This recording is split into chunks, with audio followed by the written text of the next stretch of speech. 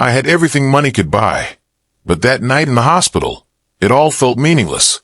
My twins had been born paralyzed and unable to speak, their fragile bodies trembling under the machines that kept them alive. I hovered over the incubators, feeling the weight of helplessness pressing into my chest. The doctors spoke softly, careful with their words, but no reassurance could touch the hollow ache in my heart. The staff moved quietly around us, their presence polite, efficient, but distant. I stared at my babies, wishing I could do more than just watch. Power, influence, wealth, none of it mattered in that moment. And then I noticed him, the janitor, quietly moving down the hall, his eyes locking on the twins with something I had never seen in anyone else in the room. He didn't glance at the monitors or the charts. He didn't push the cart with urgency.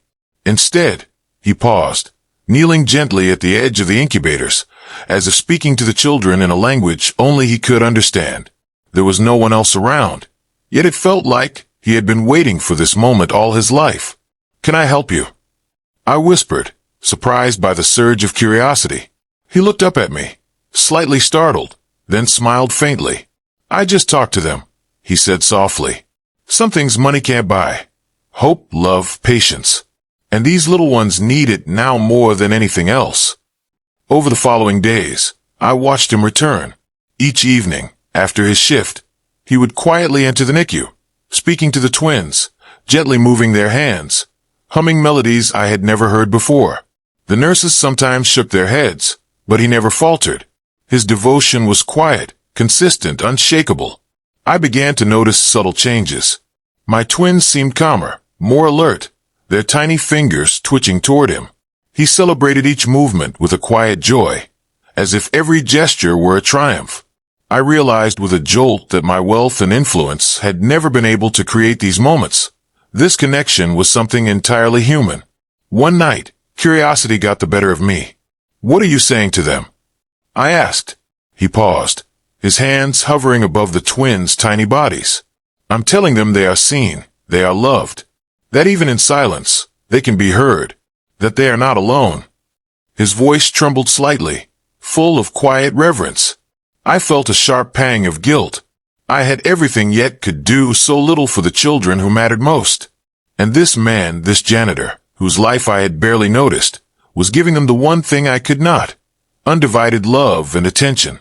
He returned night after night, each visit more profound than the last.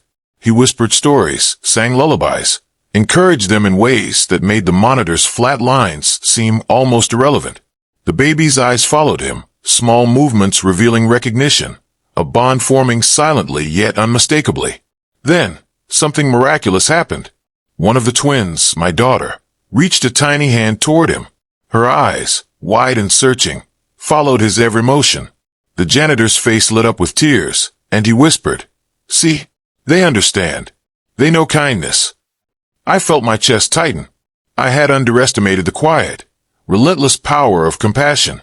Weeks passed, and subtle improvements continued. Tiny movements became more frequent. My twins began responding to sound, even attempting weak coos. Doctors were amazed, but I knew the truth. It wasn't medicine alone.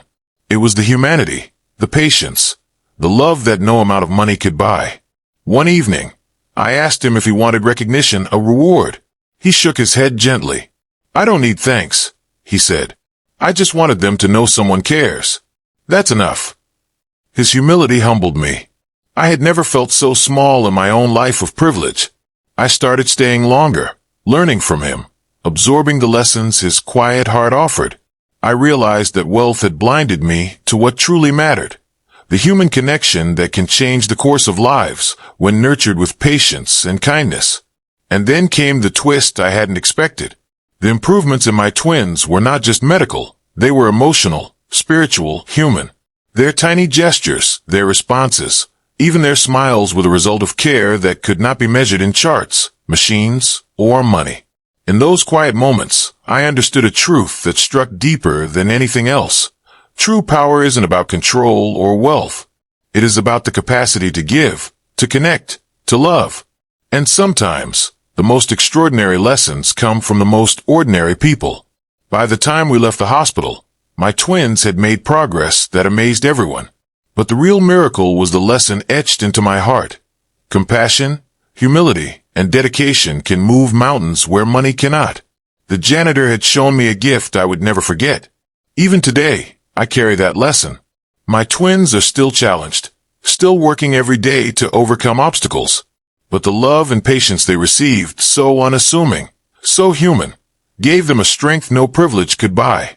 And I carry it forward, forever grateful to the man who reminded me that kindness is the greatest power of all.